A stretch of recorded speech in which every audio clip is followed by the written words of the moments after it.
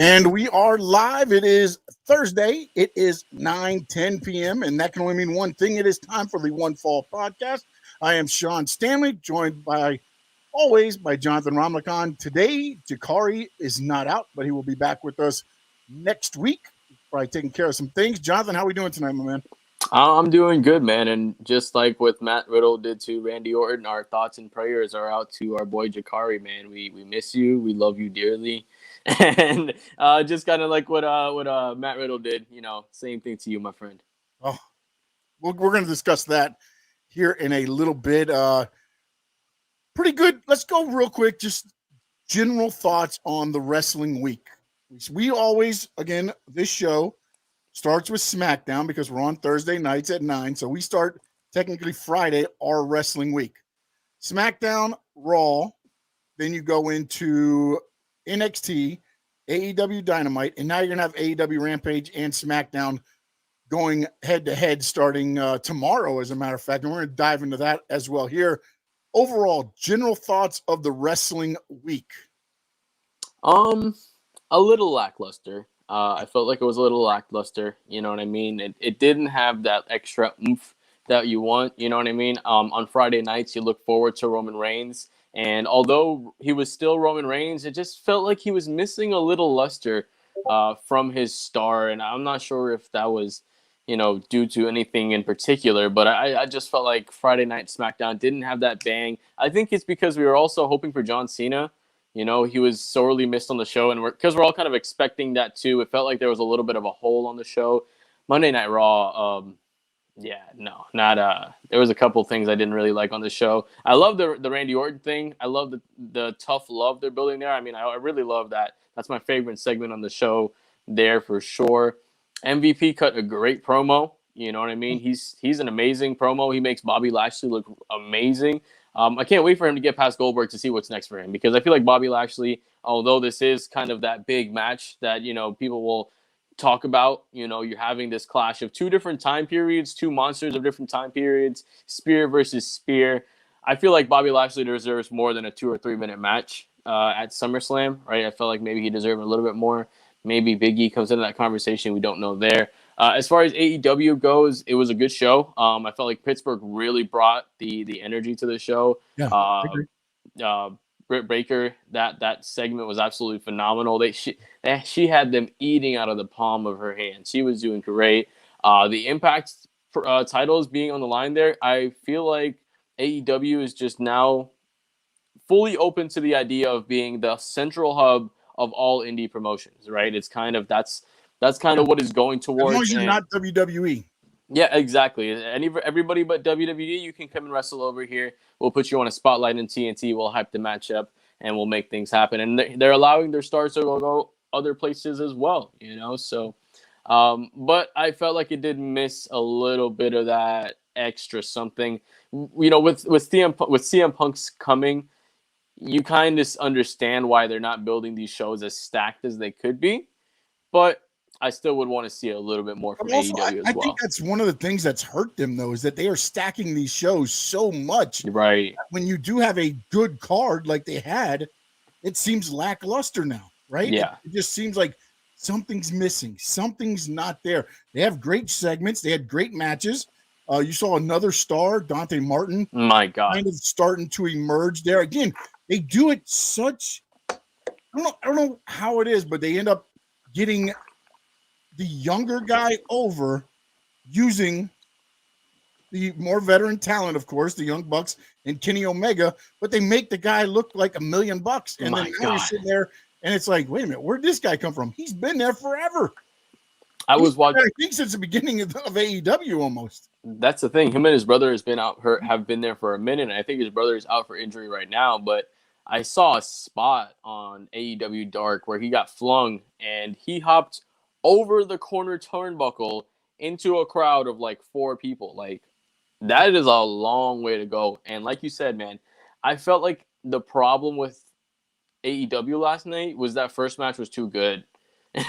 You know what I mean? That's one of the things too I think that they do is they book it where, okay, they get the crowd going with that first match and then you kind of go down. And I think they thought that the Jericho fourth labor was going to get more than what it did. And I think, honestly, Wardlow just didn't have the same pizzazz as Nick Gage, moving to Guerrero. When you have those guys and you go Wardlow, it's like, what?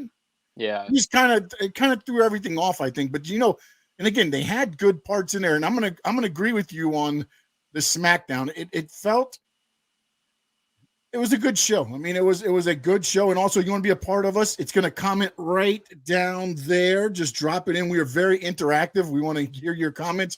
We got a loaded program here. But for the week, I thought it was okay. Raw, again, you had the Randy Orton, but I am slowly – Raw's now my DVR program.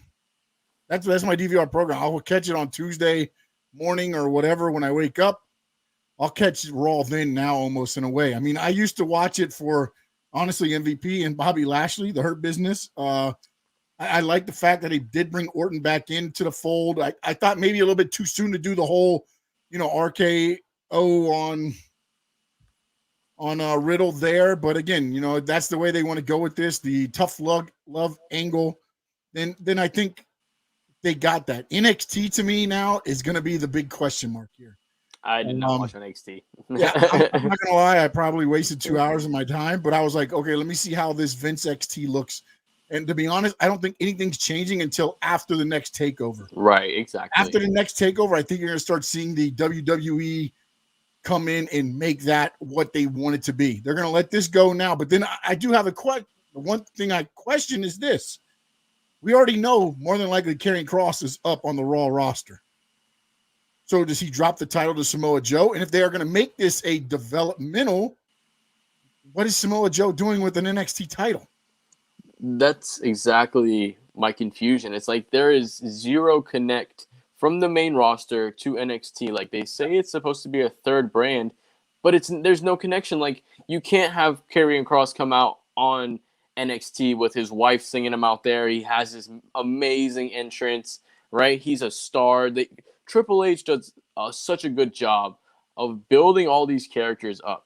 And in my opinion, the way they should have been used, all of them, they should go up to the main roster and being used against, top mid-ranked, mid-level cards, right? You put them against for the United States champion. You put them for the Intercontinental champion. If they're a tag team, maybe you put them against a former tag team champion. You don't want to throw them against a tag team champion right away. But when you have somebody like an NXT champion and somebody like Karrion Kross who's coming up from NXT being undefeated, you have somebody beat Sheamus, that's a face, and then you have him versus the face that for the United States champion, he becomes United States champion. You build him up as a dominant United States champion, kind of like how Miro is being built as a dominant TNT champion, and then you go from there. Like that way you create another star. But what they're doing is they're taking a star, breaking it down and saying, all right, let's start and build a star from now. Like Triple H already built these stars. It's not your job to break it down and start over. Yeah, no, that's the one. And then also this time, the way they booked Karrion Kross this Monday was the way he should have been booked when he came on the show to begin with. Exactly. I mean, it's one of those things where I didn't understand 100% what they were doing there. And excuse me as I actually am putting together a tweet right now as I am talking. But one of the things also, John, we're going to get into the discussion of the day now here. And again, make sure you smash the like button and follow us here on the 5 Reasons YouTube channel. And then also comment, be interactive. That's what we love here on One Fall. We love interacting with you and hearing your thoughts on the wrestling world. And you get to hear our thoughts. That's the way this works out. Now, this is a theory that was thrown out by an former ECW TV and tag champ, Pitbull #1, Gary Wolf. He had joined the Wrestling Inc. Daily podcast, and that's with Nick Hausman.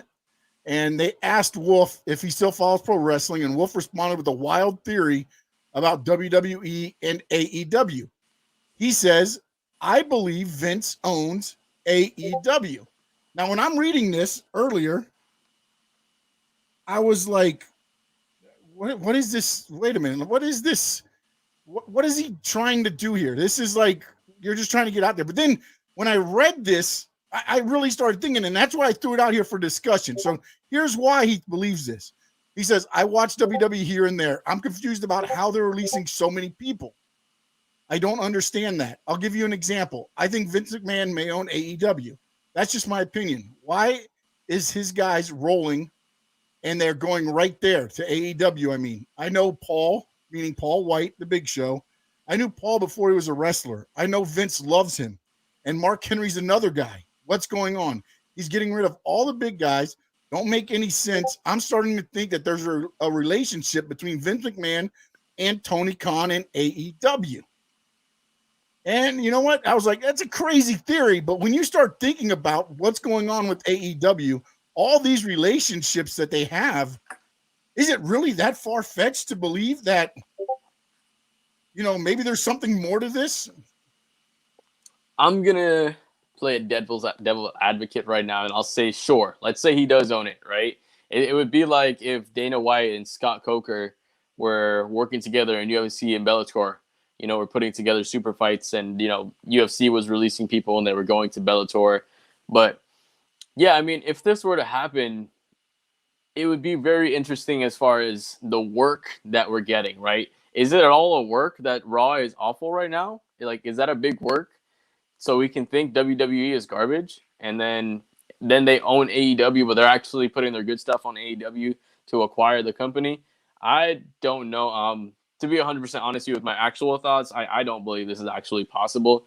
I think, first of all, the Khan family is rich, right? His dad invented the bumper, right? The bumper that's on every single car everywhere. That's what that man invented. So he, you know, super rich as well. So well, that's one.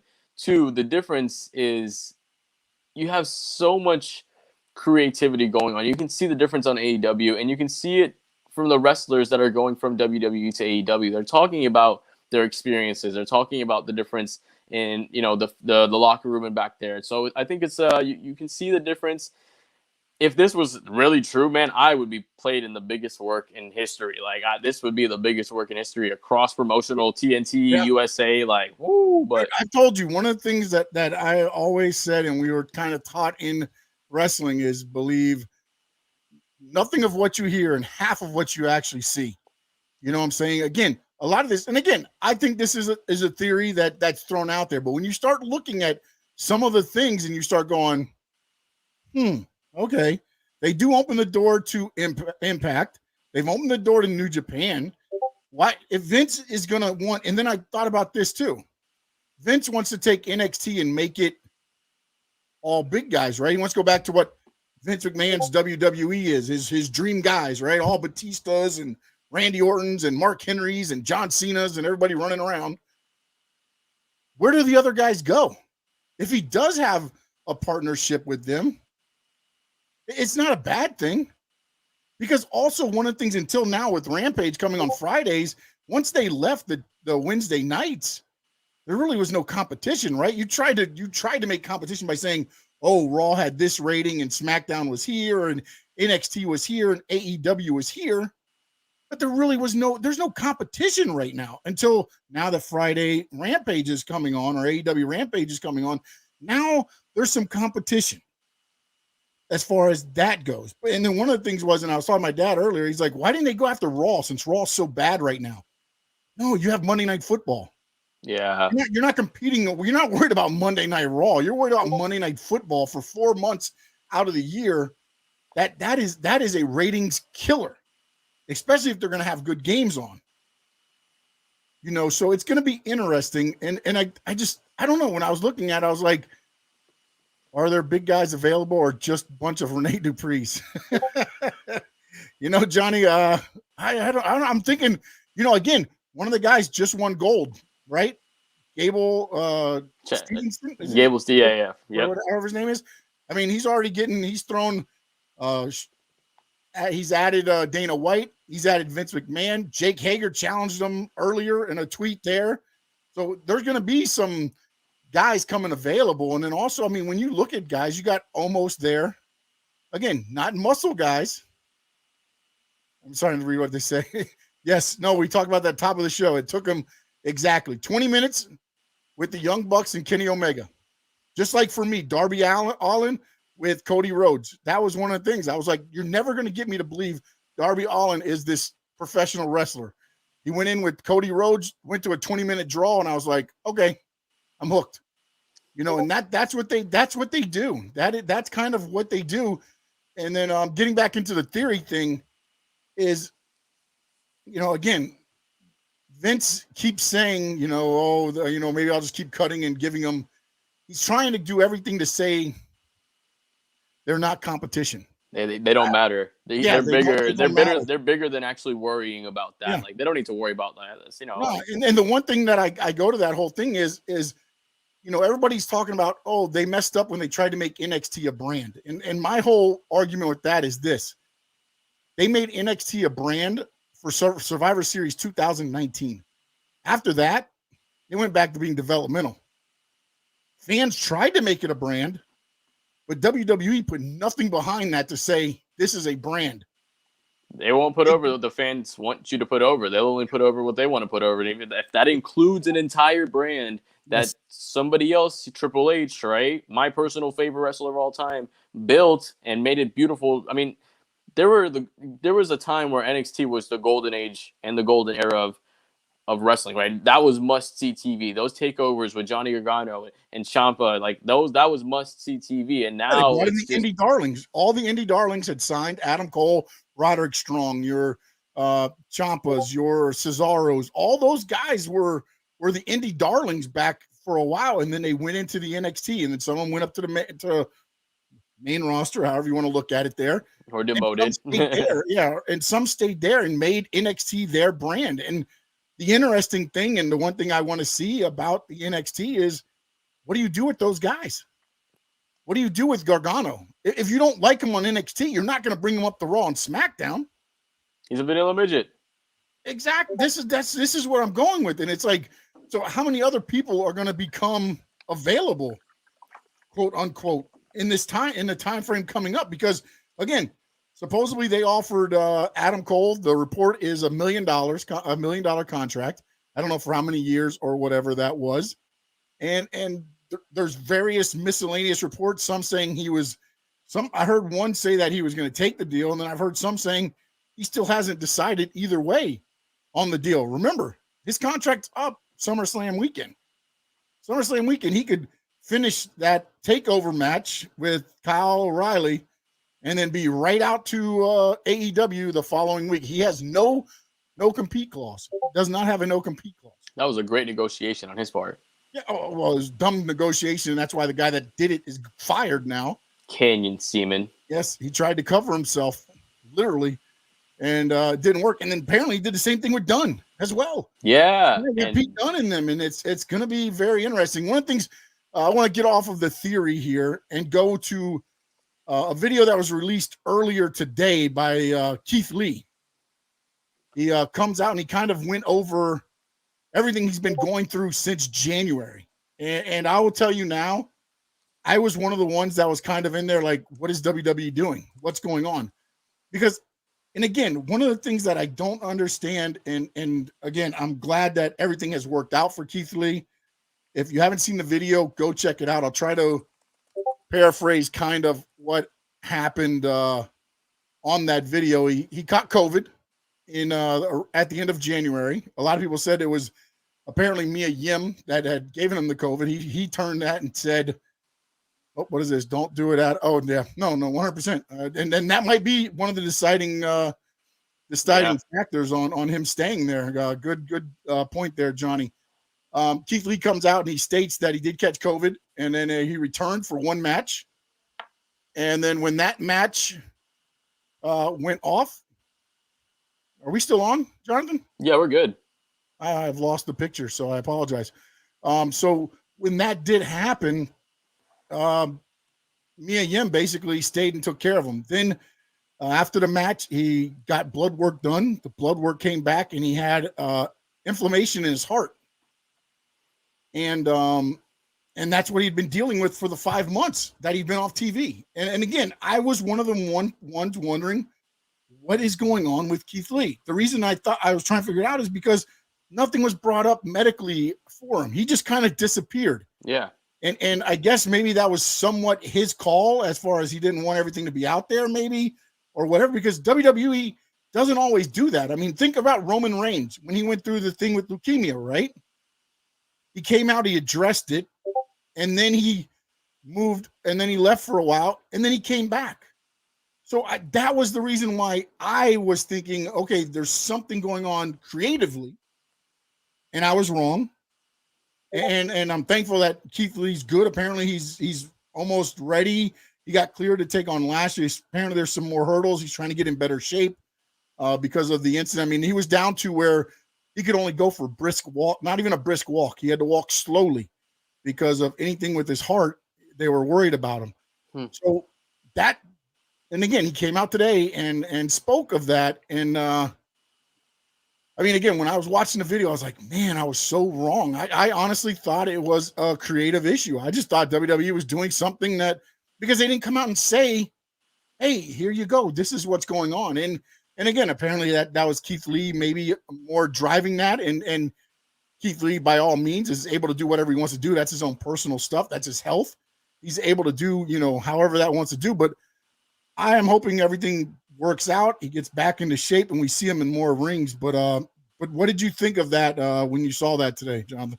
Yeah, I mean, first of all, just thank God that he's okay, right? This man is, first of all, an incredible athlete. What he did on NXT, absolutely cemented himself as just a monster, right? He had that stare down with Brock Lesnar in the Royal Rumble. This guy was coming up, and I felt like he could have been a main event star, first of all. So, thank God that he's okay, and obviously if this was his wishes to just have his privacy respected and not have it out there, of course, that's, all on him. That's completely fine. And, but I'm with you, man. I definitely thought it was a creative issue from WWE because they don't do a good job explaining anything anymore, right? They have people wrestling one week and they have somebody not wrestling for the next couple weeks for absolutely no reason. And, they'll do things for like breaking up the Hurt Business. It didn't really add to the future. And then they just took them off TV. They weren't even, mad at each other. They took them off TV completely. There was no explanation. It was 2 weeks before WrestleMania.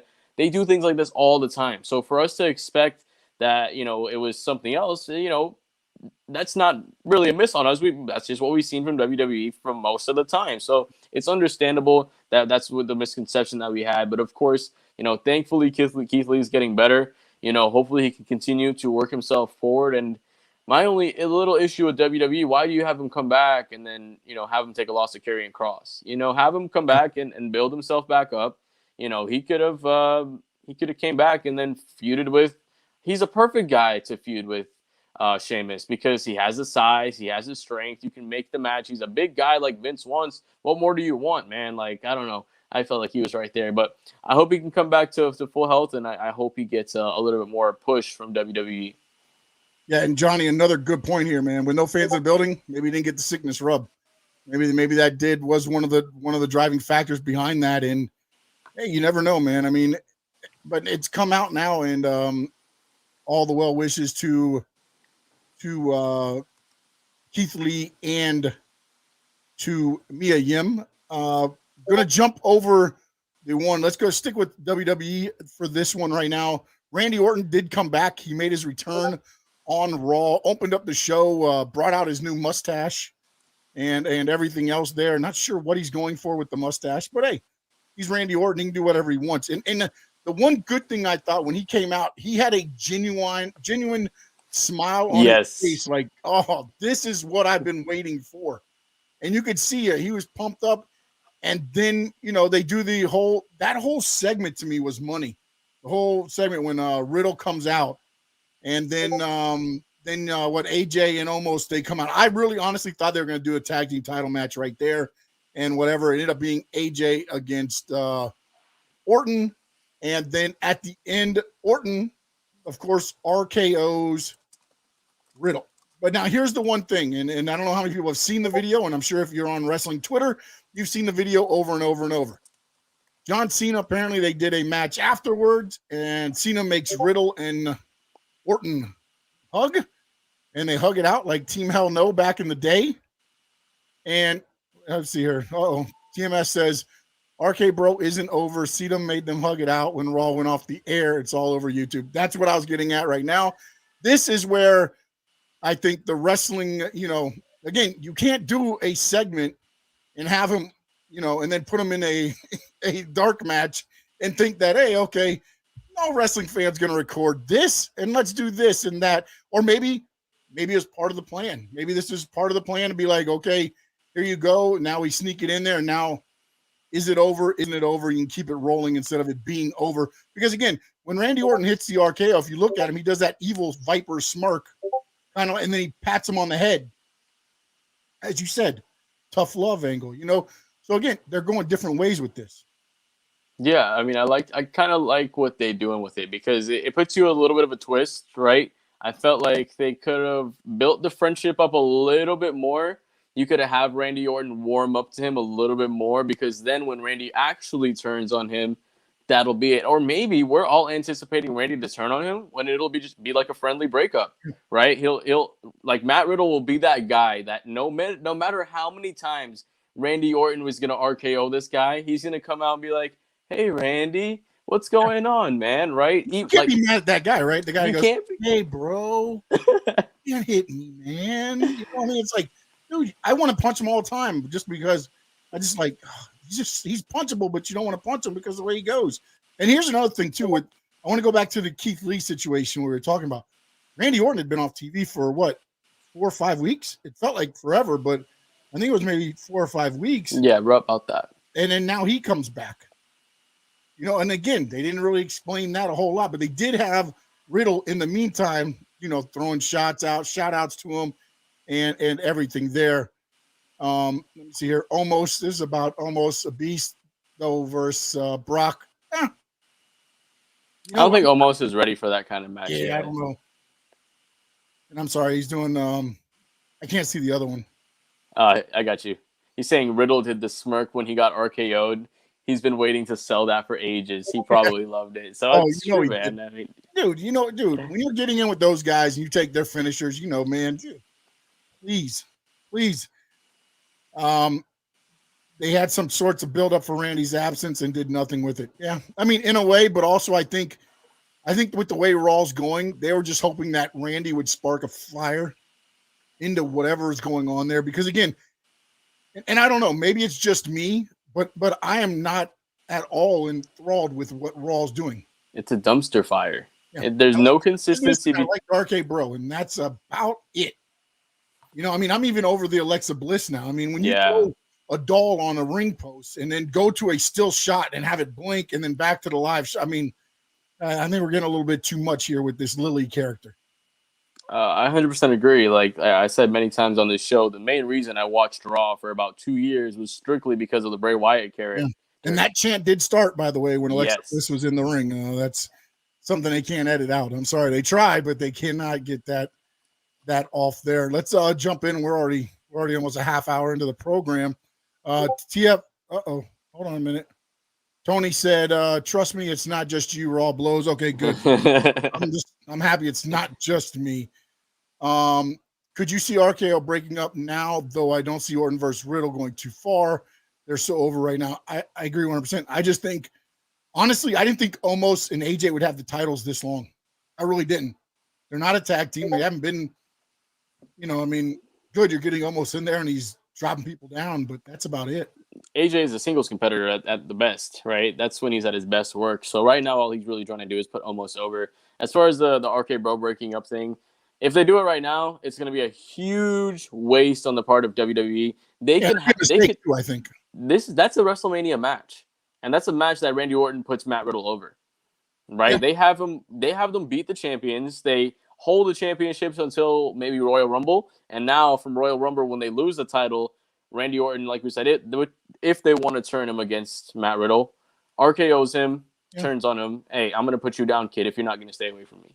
I can see that. Another thing too is when you look at that is everybody's thinking, okay, is Riddle going to be the next build? Is he the next guy they build? And if that's the case, then this is probably the good way to go. Team up with Randy Orton, do your thing, and then, like I say, build it up to the WrestleMania match. Boom, he beats Randy Orton, and now you've elevated him leading into the next calendar year, and then you go from there. Speaking of sparking fire, did you see Rotundo's new mask? I did not see Rotundo's new mask. He posted like a little sketch. I'm not sure if it was like an actual mask. That the sketch thing? Yeah, that's the one you sent in the group chat. I did see that. I'm sorry. Okay. I did see that. I didn't realize that was going to be the new mask there. And I'm very interested to see, because here's the one thing too with the Rotunda thing. And today, a very interesting thing was tweeted out by Dustin Rhodes. I don't know if you saw it or not. Mm-mm. It was a picture of Dusty and Blackjack Mulligan holding arms back in championship wrestling from Florida days. And what did it say? Wyndham and Rhodes equals family. Wow. So, dude, my dream is coming true. Did I not say this? I'm just saying. I mean, he's thrown it out there, I guess, to see how he wants it, and it's going to be interesting because again, they have always been, because again, Rotundo is married to Barry Windham's sister, and Barry, Dusty, Blackjack, all them, they're like family, and it's going to be very interesting. Johnathan, I think they win the titles, going to mess up. Orton is going to turn on them, and boom, there's your buildup. There it is, 100%. 100%. But again, Dustin did tweet that out today. So again, very interesting. There's a lot of like read between the lines type things going on right so now. Much. Now might be a good time to jump into the other one if you want to do that now. No, let's get into it. I'm down. I'm going to call him Buddy Murphy for this segment, but whatever he's going to be, I don't know what he's going to be. He's put BM now 2 down, so I'm not sure what that's going to be. But if anybody saw Malachi Black, the video he released first, if you've watched the big video from Malachi Black when before he debuted on AEW, he had released one where he's in a mental institution. He's talking to the doctors. At about the 147, 148 time mark, the doctor says you got to stop fighting, especially with Matthew. And then he checks his eye. He's like, let me check your eye and make sure everything's good. And then he's like, oh, everything's great. And he goes, and then he says, he threw my eye against the stairs. And he says, there was no eye against the stairs. That was just you making it imagining things, right? Imagining things, exactly. Now, Buddy Murphy has come out now, and he has started releasing, I guess, a build up to his return here, and he's in. And I didn't catch this earlier, but I did now because I've watched it like 4 or 5 times. The same doctor. Real quick, I'm gonna cut you off real quick. Good, Sorry, good. My boy, this TMS FN is about to head off. He said it's 2:42 a.m. and he said it's his birthday. So, hey, happy birthday, my man! I hope you enjoy the day. To you. Happy birthday to you. TMS FN. TMS FN. Happy birthday to you. There it is, the One Fall birthday song. There you go. Happy birthday, my man. Thanks for joining us. But continue. No, I'm going into it. And then one of the things is that Buddy Murphy said, I've been locked up for 8 years. They said, well, the doctor's reading off the thing. He's like, he's been locked up for 8 years and he's got 30 more days to go. And then, and then he got 3 months added on to his sentence. He's got 30 days left in that. And he's just bouncing off the wall. They never say a name. They never say anything else. But the whole thing is it's the same doctor that Malachi Black scares to death when he's standing over him and the guy's shaking. That's the same doctor. Yes. That is sitting there with a photographer. And at the end, the photographer kind of hands him paper and he says, I'm here for his release. So again, this is just the buildup of everything. Is he going to be Matthew? Because he does say, you got to stop fighting with the inmate, Matthew. I'm wondering if BM somehow is going to be something to do with Matthew. Buddy Matthews? I don't know. Maybe Buddy Matthews? Maybe. I don't know. But the way they have done this, and again, I think this is good, right? You saw Malachi Black come in, destroy Cody. And now all of a sudden, August 31st is the date. That's the date that Murphy can be available. I'm not sure what the next Tuesday or the Friday is after that, actually. Let me try to check my calendar here real quick. The 30th, you said? The 31st. August. So he 31st. can come out. He can come August 1st. Or September 1st. Yeah. That's what, a Friday or that's a Wednesday. So then on that Dynamite, he could debut and maybe confront Malachi Black. And now you've got Malachi's second buildup already, and you don't have to worry about putting him in a title, because I have one friend that keeps saying, what are they going to do with all these guys? You're bringing in CM Punk, you're bringing in Daniel Bryan, you're bringing in Bray Wyatt. And again, all these are expected to be coming in. I think they finally did solidify that CM Punk's going to be there on Chicago. But I mean, again, everything is just up to interpretation.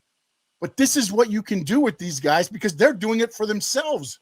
They're putting together these videos. Now, whether AEW is backing them and sitting over these video, consultants and putting this all together for better production, but you're starting to see the creativity in these guys that they're not allowed to do when they're in the other federation. I'm not going to say WWE, but it's WWE. They weren't allowed to do that. Now you're watching what they're doing.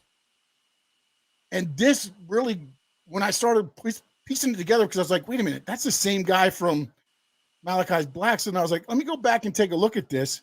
And sure enough, there it is. You start piecing them together. Yeah.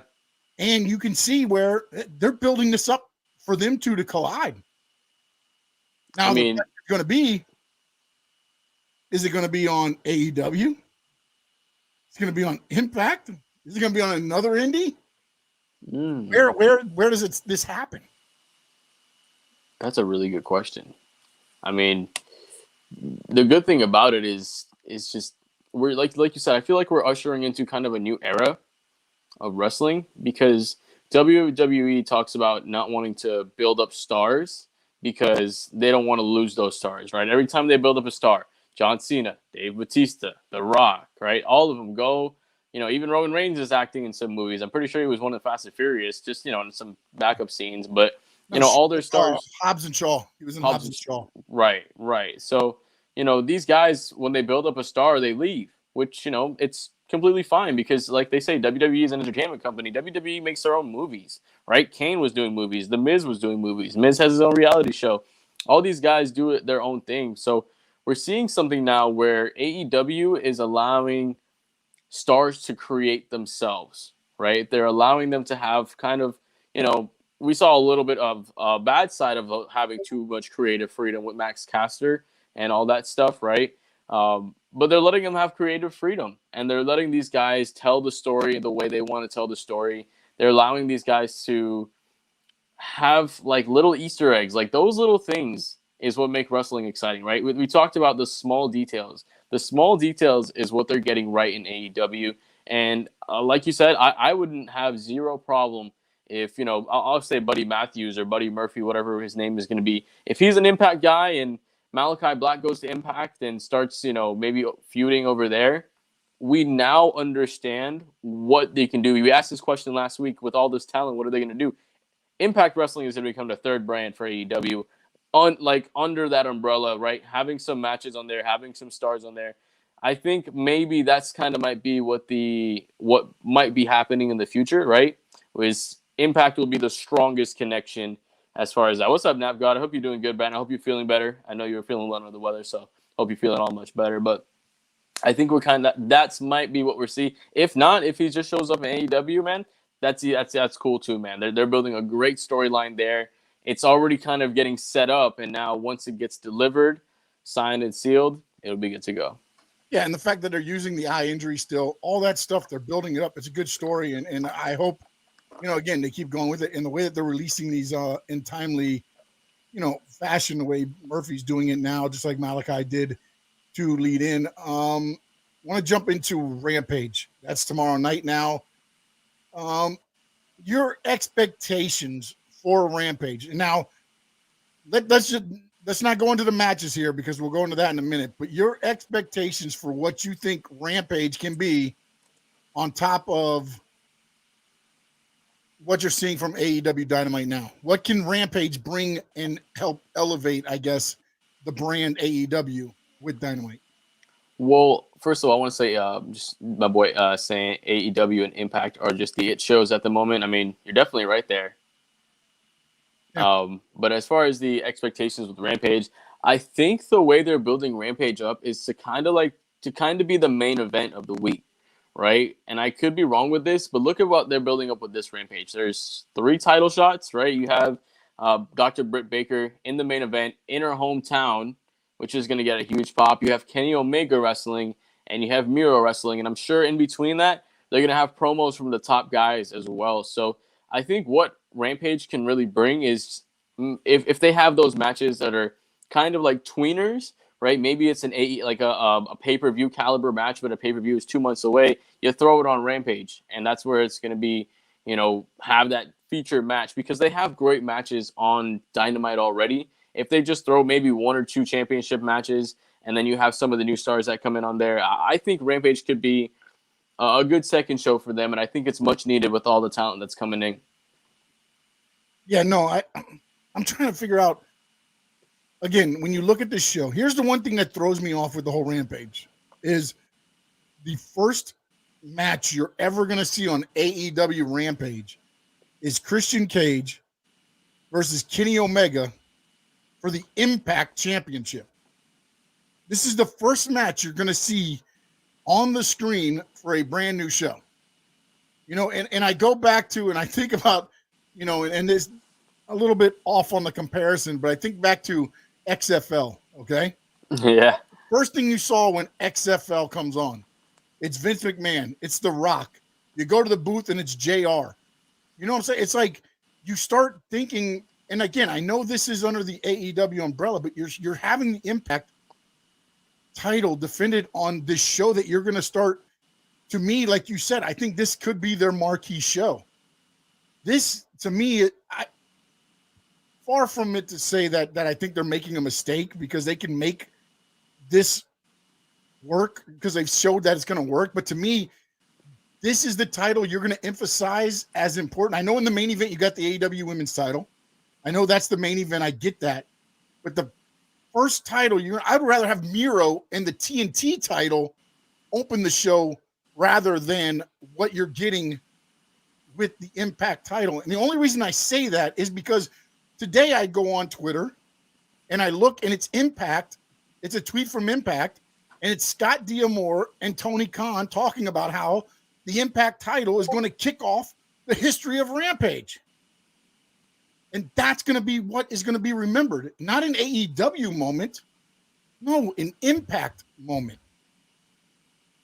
I mean, I see what you're saying there, but I think what this is going to be doing is really just securing the relationship between AEW and Impact, right? And I completely understand what you're saying, right? For an AEW branded show, you should have something AEW based, right? They're maybe going a little far as far as having this, forbidden door blown wide open. Maybe it's a little too open right now, right? You got to understand when to control it. The winds are a little too rusty. You got to be able to wind it down a little bit, know when to put it where. Cage and Omega should be the main event. I do agree with you there. I felt like they could have done the Britt Baker. I wouldn't want Miro starting it off because, it's a squash match. I mean, he's going to just destroy the hell out of Fuego del Sol. But but my problem with having Britt open the show is that a lot of that, again, it's going to be like what happened on AEW Dynamite. And I'm not saying that Omega, Christian Cage can't come back from that. I'm not saying that. Don't get me wrong. But you're going to hype the crowd up to escalation to bring them back down to hope they go back up when it's time for the Impact title. I just found it weird that, look, you could have thrown anybody in there as a non-title or even Kenny Omega be like, no, you take on Luke Gallows if you want to fight me for my title or something, prove yourself.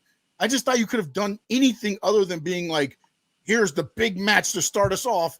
It's the Impact title. It just to me takes away everything from AEW Rampage. As you're saying, the Forbidden Door seems to be, it's like a screen door now. Everybody's kind of kicking the screen down, and Tony Khan's there with a stapler trying to staple it back up real quick. And I wonder when's enough going to be enough? At what point are we going to say, okay, the door's open too wide? It's too much going on here. Again, reportedly, you've signed. I'm sorry. Having a brain fart here. CM Punk, Daniel Bryan, Bray Wyatt, right? It looks like Murphy's possibly on the way in. You've already brought in 2.0.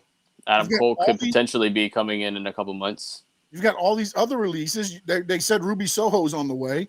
I've heard the old Iconics are possibly on the way to make a group with Britt Baker, possibly.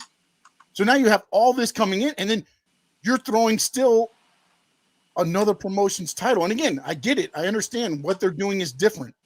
Hasn't been done a whole lot before.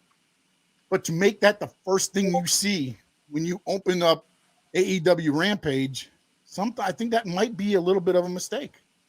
Yeah, I can see what you're saying there. They need to make something significant as far as AEW. They could have put the Bucks, right? Have the Bucks and the They could have made a 2-on-1 again, a handicap or something. Done something. Yeah. You could just done anything. But they did do AEW Dynamite the following week will be Jurassic Express for the titles against. Right.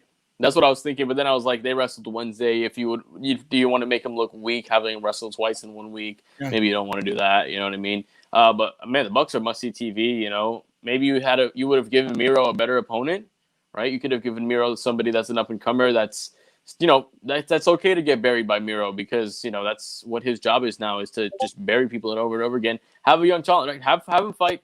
Has he fought Dante Martin yet? No. Not one-on-one.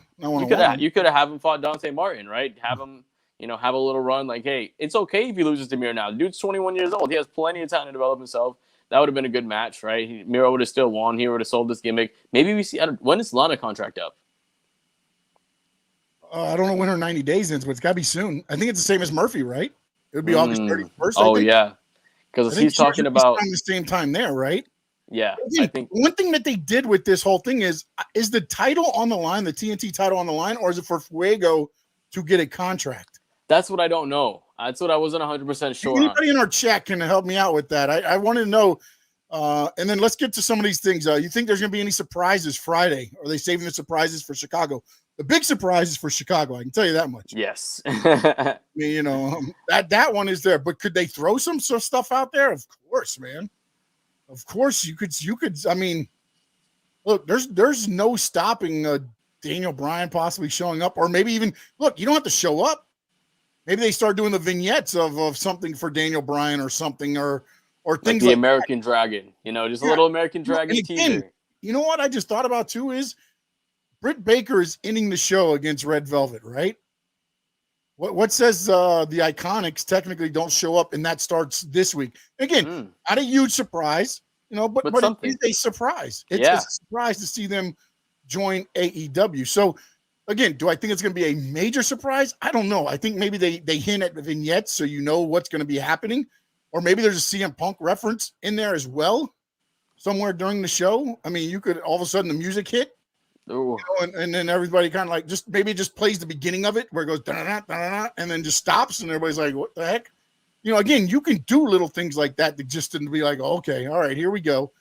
But I don't know that you're going to see necessarily anything huge happen. Like I believe you're going to see happen on the following week, I believe. Is there Tony S., who do you think the Bucks are facing at All Out? If they're facing Jurassic Express next week and the Acclaim got taken off the rankings due to Caster's comment?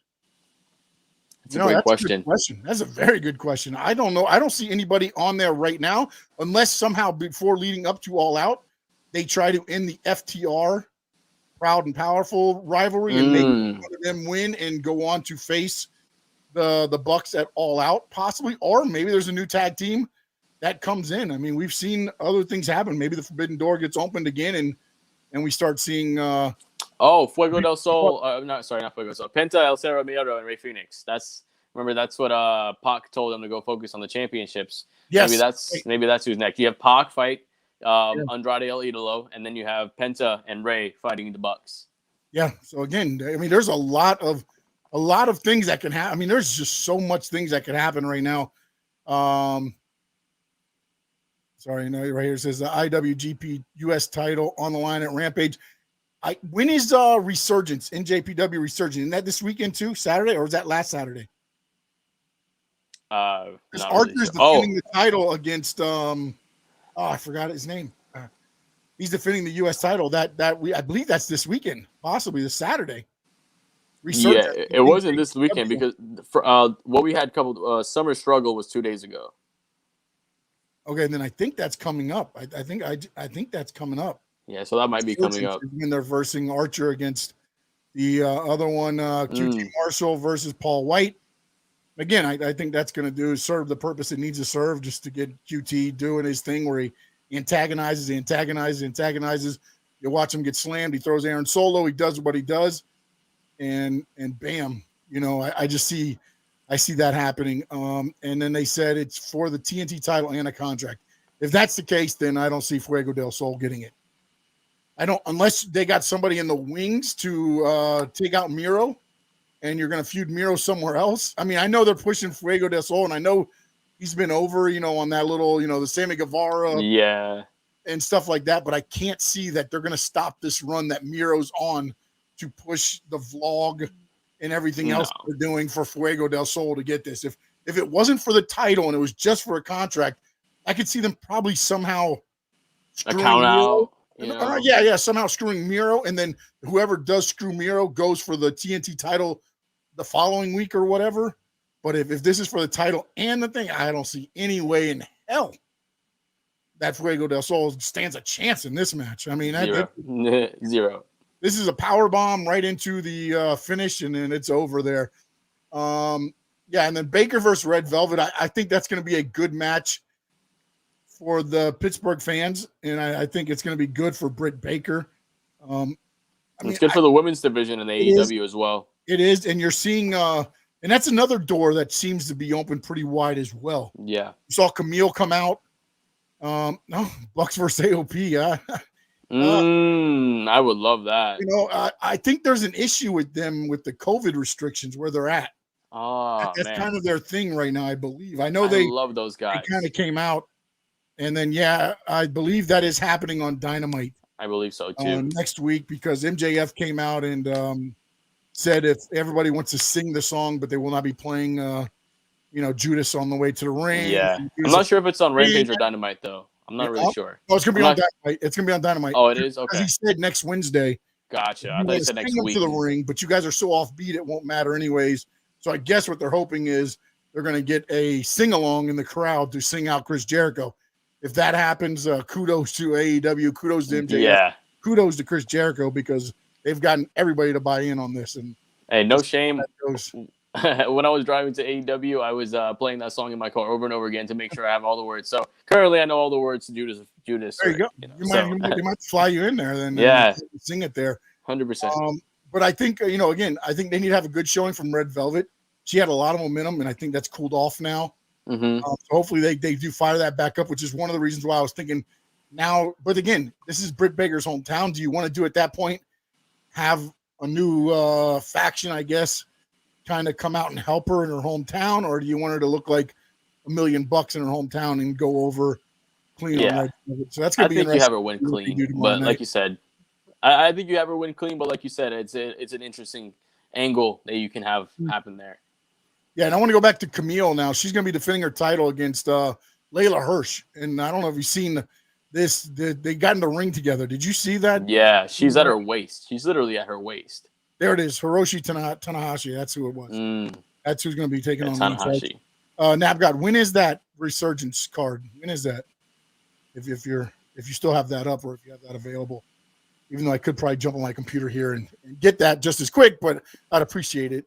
But now they're trying to book it as like David versus Goliath, with Layla Hirsch and Camille. And again, it's an interesting storyline, and it's going to happen at Empower, right? Yeah. Empower, AEW superstar, legit Layla Hirsch.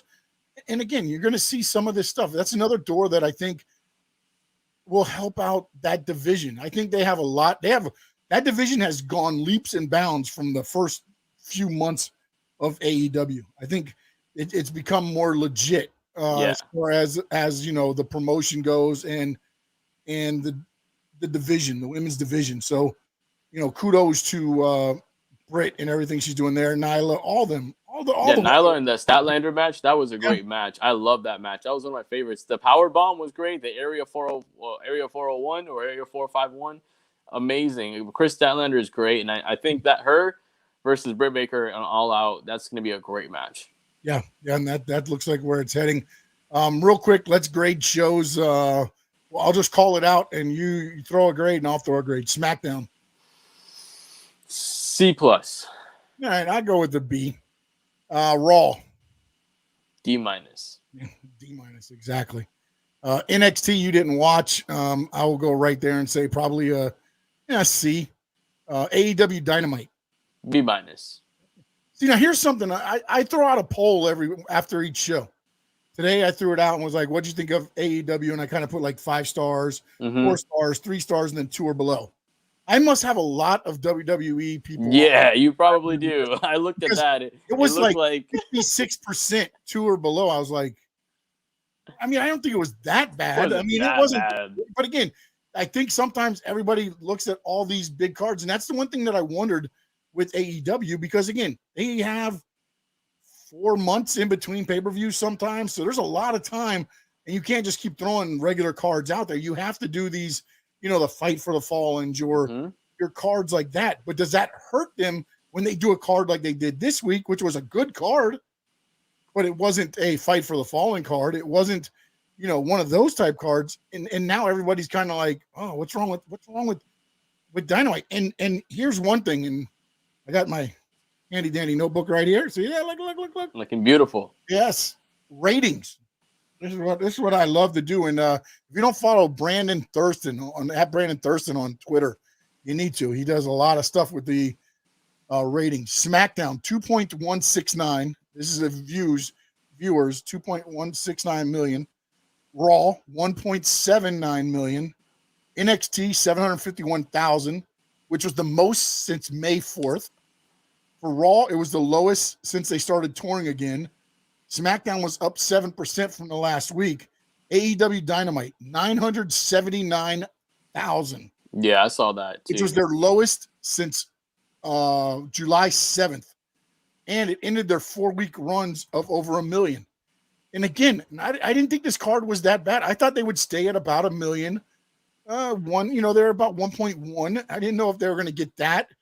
But now the Olympics are over. There's not a lot going on Wednesday night. So I thought they would get a little bit of a better number, and it got a little bit worse. Yeah, I felt like it was just a little bit of a weaker card. You know what I mean? Like you said, when you have all those other cards being built up so strong, and you have this card where, Jericho, right? Kenny Omega. But outside of that, right, Dante Martin and the Seidels, like, they're great athletes, but you don't know them by name. Right? Who else wrestled last night? I mean, Nyla Rose and Chris Statlander. You don't know those people by name. These are still a little bit emerging stars, right? So this show was kind of, in my opinion, kind of a transition show. I think really everybody's waiting for next Friday. And I think once next Friday happens, we'll see where the level of consistency is about 2 or 3 weeks from there into the buildup of All Out, and then we'll see what's going on. And with more debuts coming, we'll see how the numbers go. But now they dropped a little bit below 1 million. I thought that show didn't deserve 1 million, comparatively, obviously to their other shows. But I'm not too worried about it as far as that goes. I think next Friday is going to be the big show, and I can't believe it's only 8 days away. Like, I looked at it's the 12th and the 20th. We're gonna have CM Punk wrestling for the first time. Or showing up for the first time. I don't know that he's going to wrestle there. Right. But showing up. Did you see? And again, I don't know when Heels, the show on Stars, was recorded, but CM Punk, hopefully he gets in a better shape than what is he called there? Robbie the Rat or Robbie Rabies? I didn't watch it, but I've seen the promos for it. Yeah, I mean, he looks like, your independent guy, I guess, your Saturday night guy. No real great definition, but it was definitely a change from the CM Punk that was. And then actually, you know what? I just thought about. I think they might have put like a bodysuit on him too. Because I didn't see the tattoos. Now I think about it. That's a good point. So they might have mucked them up a little bit there. And it will be a 60-minute time limit for the IWGP US title, and that will be in New Japan Resurgence, which will be here, I believe, is it in Los Angeles? I think it's in LA. I do believe so, or like somewhere west. I know it's somewhere west. Yeah, they love the West Coast New Japan. I know they got a dojo over that way as well. Yeah. Too. Thumbs up, thumbs down. My thumbs down is going to be just Raw again. It's just an easy one to go to. Yeah. Yeah. And thumbs up. I mean, let me see. I'm trying to think. Thumbs up. Go ahead, John. If you have a thumbs up yet, I don't know if you thought about one. Thumbs up, Dante Martin. Probably the best individual performance of the week, in my opinion. I feel like he wrestled the best match out of any of the matches we probably saw this week. Absolutely phenomenal there. Thumbs down, like you said, Monday Night Raw. Thumbs up to Randy Orton returning. Regardless of what he's in, the man makes anything he's in gold, right? Yeah. He's still that guy that can deliver absolutely everything. Thumbs, I'll give a Orange Cassidy thumbs to Monday or to Friday Night SmackDown. Just it's all right, Yeah. but yeah, how are you feeling? All right. So, and then here goes my other thumbs down is to the, and it's not to, it's to the way the promo rolled out for Kyle O'Reilly and Adam Cole Mm. on NXT. I forgot about this and I just saw my note and I looked down. All right. They each had a choice. You know how they always do this. It's a best 2 out of 3 falls match. One picks one match, one picks another match. And then, of course, Steven Regal picks if there's going to be a third fall. The first fall, Kyle O'Reilly gets a chance to pick. And what does he go with? What do you think he went with, Jonathan? Kyle O'Reilly gets to pick any match he wants to pick. First fall, he picks A no DQ match. no. Okay, I have one more shot at it. Is it Falls Count Anywhere? Just a normal wrestling match. Pinfall, submissions. It's just a regular match. It's just a regular match. That's it. That's it. Wow. That is, and then it started there, and then it went to Adam Cole, I think, went with, what was it? I think Anything Goes match, and then the last one's going to be the cage match, of course, which it's going to get to, I'm sure. Because, again, is Adam Cole going to be signed? Is he signed by that time? If he is not signed at that time, of course, I think either way, I think Kyle O'Reilly goes over in this situation anyway. Yeah, 100%. You start pushing him to the moon here. Now, you have to. No offense, Cameron Grimes, because that's another one.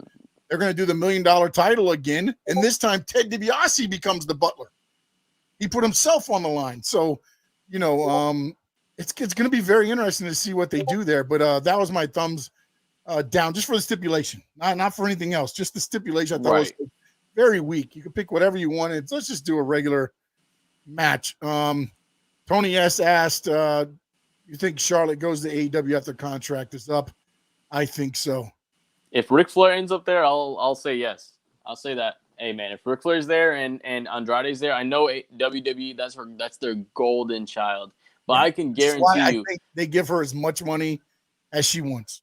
Probably. I think she gets paid, and that's why she doesn't leave. Do I think she'll want to leave? Yes, but do I think they throw the bank to her to keep her there? Almost. Also, yes. And like said, yes, Andrade is there, but I think also, again, one of the things I think, I just think they're going to throw the bank at her. They will throw the bank at her. She is the female John Cena. Yeah. Or I think there's 2, maybe 3 women, and if you want to throw Bayley in the conversation, seeing how she comes back from injury, but I think right now there's 4 women, counting Bayley, Bianca Belair, Sasha Banks, Charlotte, and of course Becky. If you want to throw Becky, Becky too. For a while. Those 5 they're going to get the bank thrown at them. I think if they want to leave. Now, whether they take the bank or they just say, you know what, I'm good, I've had enough, I'm going there. But again, I don't think that Charlotte's ever been booked bad by WWE. I mean, maybe they're just not. I feel like what they're doing to her character is just I think it's Nikki Cross's fault or Nikki Ash's fault, right? Charlotte is much better than feuding with Nikki ASH. I think the problem is there's no baby face, right? There's no baby face. Yeah, that's true. That's true. You're trying to make Rhea Ripley the baby face, but she's not. She's a tweener. Yeah, she just comes out, kicks ass. You like her, you don't like her, and she's gone. And the character cube, she's a chaotic good. You know what I mean? Like she's chaotic good. There's lawful good and baby face that can combat with when you used to have Sasha and Charlotte. There, you had that good versus evil. Bayley against Charlotte, good versus evil. Mm-hmm. I just don't believe people have that belief in Nick, and I think they hurt themselves when you have her beat her the first match back. Yeah. Her first match champion, she gets beat by Charlotte. I mean, I think they do that. They did that to Asuka too. Sorry to cut you off, but they did that to Asuka too. Yeah, and then now I've got Melina, and then Melina's. I don't know what to say, but she's an athlete, man. I mean, yeah, dude. I remember seeing her with Eminem with Mercury. Yes, dude, that was one of my favorites. I mean, I was just like, wow. You could just see again, and this whole thing with NWA, they're doing this Empower thing, which is what the what was it, Diva Revolution or whatever it was called. Yeah. Split still. I bet it does. But they're doing, I think, and they're going to do it right. You got Mickey James there. And then in ROH, if you look over there, they got Maria there as well, Kanellis. Mm-hmm. And I think you're starting to see, again, they're taking what WWE didn't do good, and they're gonna expand on it and make it better, right? They had a chance. They did the the Women's Revolution. Women's Revolution. Now it's going back to the Devolution where you have with Eva Marie and whatever. Carmella. Whatever. Jesus Christ. I mean, again, Carmella's not that bad. I just don't buy her as a heel. She should be buy her as that heel that she's playing. Yeah, she needs to be more than the beautiful woman. Like she should be like, I like when she came out and she was just kind of like, that badass bitch. You know what I mean? Like she just kind of did what she had to. Like she was a little sly. I'm not sure, was she with Enzo and Amore? In NXT. Right. Yeah. They broke them up, which stupid. Is what, again, you have all this stuff happening in NXT. You're developmental. When they bring up to the roster, everything goes out. Yes, Eva needs to stop. Yes. Yeah, I'm tired. I have no idea what they're doing with this whole Doudrop thing. I'm waiting for Doudrop to just Doudrop her on her head. Yeah, honestly, and right on her damn head. I feel like she has a wardrobe malfunction every time she gets out there. Like low key, I don't feel like that's a good outfit. But with Bruce Pritchard, people power. Yes. He's You almost sound like John Laurinaitis there. Man. Oh, that is my Johnny Laurinaitis. My Johnny Laurinaitis. Johnny Laurinaitis. I got some bronchitis. Yeah, Bruce Pritchard's like, I love you. Yeah. All right. All right, with that. Parting words. Subpar wrestling week, but we are less than or just over a week from CM Punk coming back. My mind is out the mind. I wish SummerSlam had a better build-up, right? I feel like they're not building SummerSlam like they should. But I'm looking forward to next Friday, man. That's the biggest thing. I'm looking forward to tomorrow. I feel like Friday nights is going to be my go-to for wrestling because they have Smackdown, which is my favorite WWE show, and now Rampage is going to be great. So I'm excited, man, for it overall. I hope this next week will be a little bit better than this last week. And Nap God, before we go, not when they were up on the main roster, when they were in NXT, I believe it was Enzo Amore and Carmella at that time. I don't know that she was called, I think she was Carmella back then too. She wore the leopard print pants and things like that. Yes. Now, when Enzo was up on the main roster, I think he did do something with Liv Morgan, but I was referring to when they were a tag team back on the NXT roster. I believe it was Carmella. I may be wrong. I'll have to double check that and then get back to you, but I believe it was Carmella back in the NXT days. As you said, subpar to me wrestling week, but again, it's all going to go down next Friday. So we got one more show to get through before we can say CM Punk is back and see what happens there. And again, is there a big change? Is there a big change on the Fridays? Because the biggest show right now is SmackDown, 2.169 million viewers. Yep. 2,169,000,000 viewers. That's the number. Now, what Rampage? How much do they bite into that? Can they bite into that? Maybe 7K, 700K, 600K. I mean, they got. I would say get 600, 700K would be a good week. Yeah. You've got to almost break that in half. And again, I'm not saying that they're going to take away all a million, but they need to be over 1 million viewers on Fridays to be 100% agree. You'll take away from some of SmackDown, and as you go, again, it's eating away slowly. When you looked at 18 to 49s right now, they were only 7% behind Raw in that demographic. Now it went back up a little bit because of this week's performance, but we'll see how it goes. And Nap God, Tony S. I'm trying to go through here real quick. Where are we at? Johnny Be Good, TFM. TMS, FN. Sorry. Yes, happy birthday again as well if you listen to it on the podcast. I think that's everywhere we had there. And everybody listening or to us here or watching us on a podcast, don't forget it's 9:10 p.m.